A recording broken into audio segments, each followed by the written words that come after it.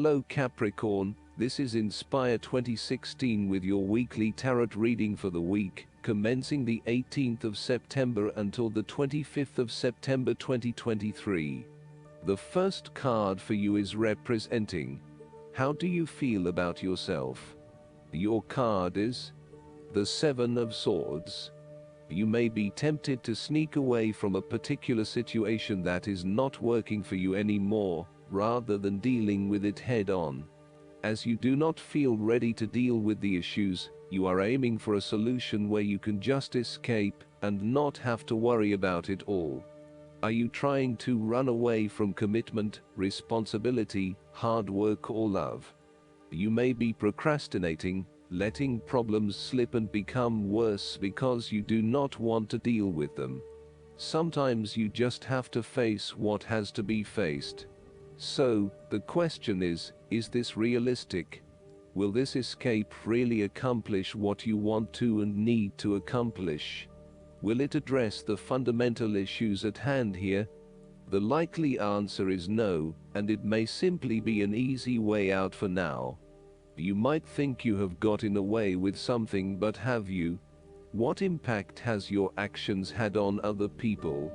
Could someone else suspect something? Is this going to come back to bite you again? Even if you have managed to go undetected, be aware that in the long run, deception will not produce the rewards you desire, and may instead cause significant damage to your relationships and reputation. Consider taking a more ethical and morally balanced approach to life from here on. On the flip side, the Seven of Swords asks you to be very cautious and wary, so that you do not become a victim of someone else's deception, betrayal, cheating and false motives. You may trust someone who then turns out to be running their own agenda, leaving you high and dry. You need to be very careful of who you trust over these coming months, as you are at risk of being taken advantage of. Look out for any sneaky behavior and trust your gut instinct about when something does not feel right or is too good to be true. Sometimes, the Seven of Swords indicates a desire to go it alone. You want to discover, investigate and solve every problem using only your own wits and resources. You may believe that you have a better chance at success if you act on your own accord, ignoring the advice or inputs of others. This approach is useful when you need to bypass an ineffectual group or assert your independence, but it can also have its limitations. You may end up feeling isolated and excluded, missing that great feeling of collaboration and synergy gained when you work with others. If you feel inclined to act alone, be sure this isolation will really work for you. The second card for you is representing, what do you want most right now? Your card is the Ace of Swords. This card represents a period of great insight and mental clarity. It signifies a breakthrough or an aha moment where suddenly conscious understanding and mental reasoning reach their peak, and achievement of goals suddenly becomes a lot easier. You have a new understanding of some issue that has been of concern, or, in a broader sense, a new worldview. This is a perfect time to clear away the fog that has kept you from seeing the inner truth, so that you can now cut to the heart of the matter. This is also a good time to act, and if you set your mind to accomplishing your goals, you can achieve anything you desire. The Ace of Swords highlights a new idea, inspiration, original thinking and creative vision. It represents a point at which you have a new way of thinking and the energy to go with it. You are excited to pursue new opportunities that draw upon your creative and mental abilities. The Ace of Swords also encourages you to seek out the truth of the matter and to find justice. You may be championing a cause or standing up for your rights or the rights of others. Thus, sometimes, the Ace of Swords can suggest that you are prepared for battle. You have great clarity on a situation and can now argue your case with the view to come out victorious. You may have a new idea for which you are ready to fight, or you may be all fired up on an issue that you are particularly passionate about, such as human rights, the environment, or your personal beliefs. This card invites you to use mental force and to use your intellect and critical reasoning. If faced with a challenging situation, you need to be ready for battle and be prepared to find the strength to overcome these challenges. The third card for you is representing your fears. Your card is the Six of Pentacles. You may have lent money to a friend or given someone a favor, but in this instance, do not expect the money to be repaid or the favor to be returned. Or, you may expect it to be repaid, but it never is. With this in mind, be careful about who you lend your money to, especially if you yourself are in financial trouble. While a generous spirit is a wonderful quality, you need to ensure that you are able to support yourself whilst helping others. You may have a tendency to spend or give away more than you can afford to. Be careful with the amount of debt that you get into. It is possible with the Six of Pentacles that you are getting in over your head, and it will soon come back to bite you in excessive interest rates or personal threats if you are unable to pay it back in time. Be wary, too, of get-rich-quick schemes that are more likely to leave you with a hole in your pocket than a pile of cash. The Six of Pentacles sometimes reflects the selfish side of charity. In some cases, people give to others not for the benefit of the other, but for the benefit of themselves. Be careful that you are not trying to prove to others that you are generous because you can give to the poor or the needy. Aim to give selflessly rather than selfishly.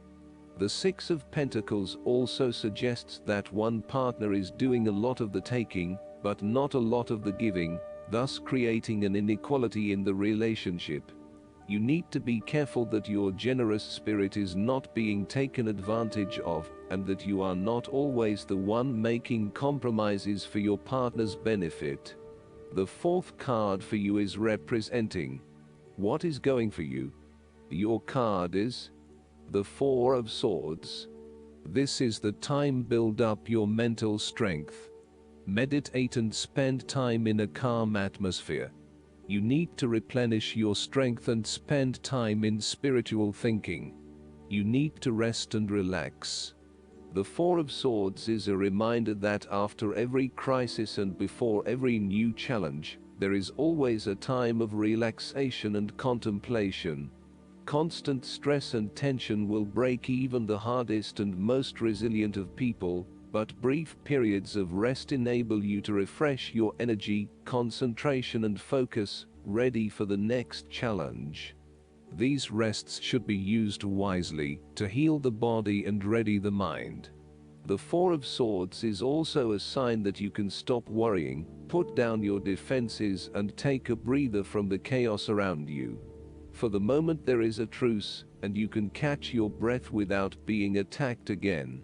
However, bear in mind that a truce and peace are not the same thing.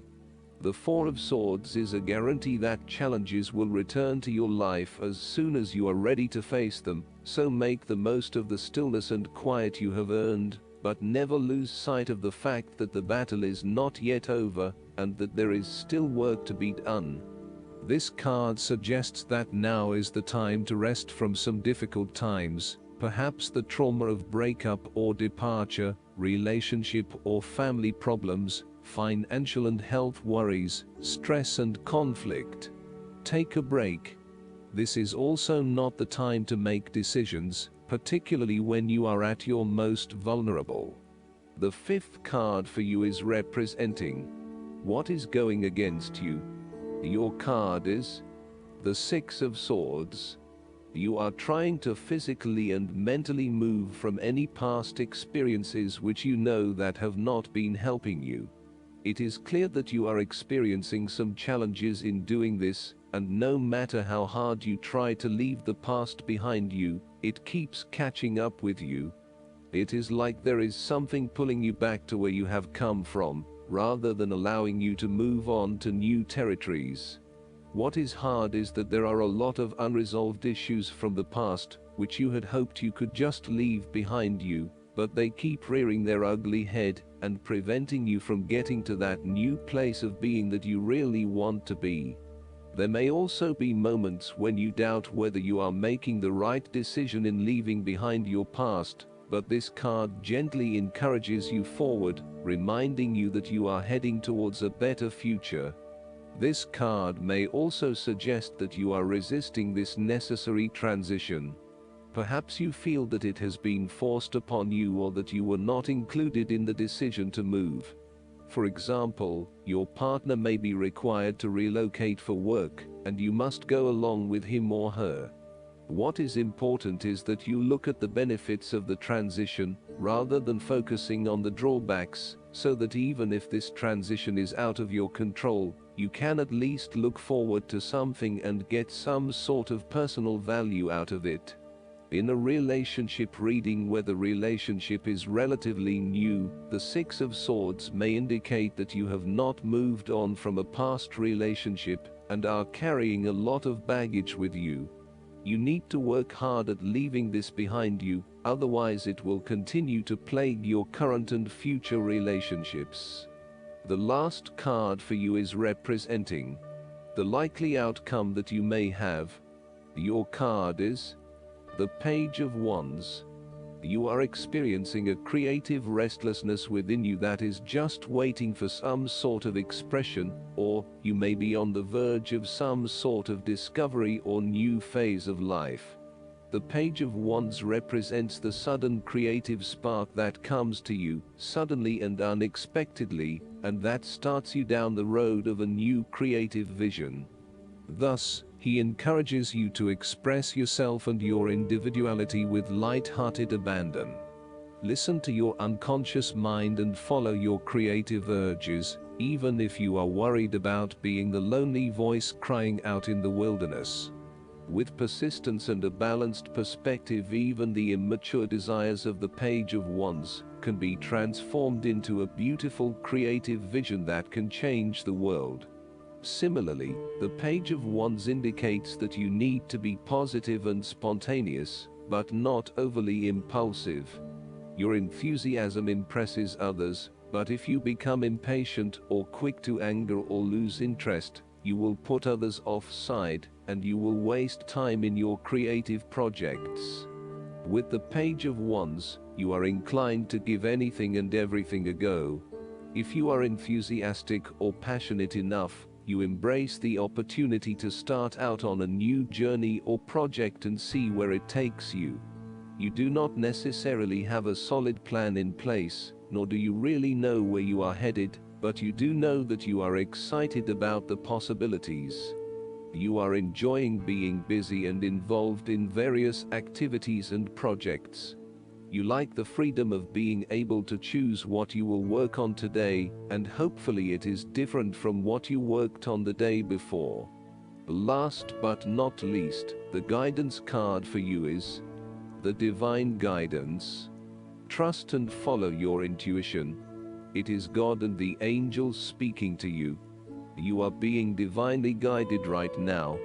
The gut feelings you have, the knowingness, the visions, or the inner voice, are all trying to tell you something, and it is very important that you trust and follow this guidance. If you drew more than one card, pay close attention to the cards that are on either side of the Divine Guidance card. They contain important instructions for you. These nearby cards feature facets of the message that the angels seek to impress upon you. I hope that you enjoy everything, and if you like the reading, just please click subscribe and you will get instant notifications every time we publish a new video right to your YouTube. Thanks.